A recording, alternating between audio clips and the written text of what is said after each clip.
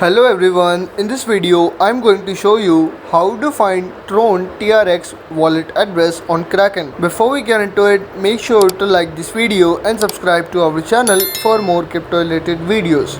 First thing you need to do is to open your Kraken application.